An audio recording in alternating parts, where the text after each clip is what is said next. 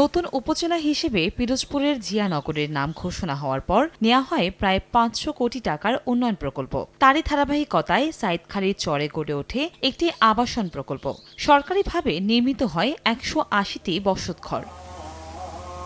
কিন্তু ২০ বছরেও হয়নি কোনো সংস্কার। আবাসনের ১৮০টি ঘরের বেশিরভাগই বসবাসের অনুপযোগী হয়ে পড়েছে।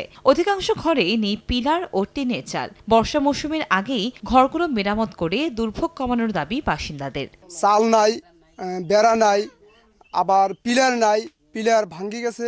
উপরে টিন নেই, পানি পড়ে বর্ষার দিন আইলে, নিচে পানিতে কাদা চাকচাক হয়ে যায়, বাচ্চা কাচ্চা নিয়ে থাকা জানে, বেড়া নাই। আমাকে এই আশ্রয় যদি মেরামত না করা হয়, আমাকে এখানে থাকার কোনো কায়দা নাই এবং কোনো পরিবেশই নাই।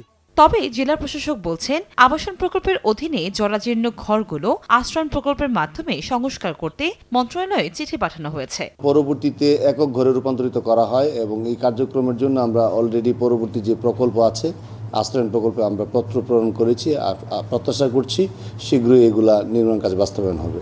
২০০৬ সালে নির্মাণের পর থেকে এই আবাসনের ১৮০টি ঘরে কোনো মেরামত হয়নি। সময় সংবাদ, পিরোজপুর।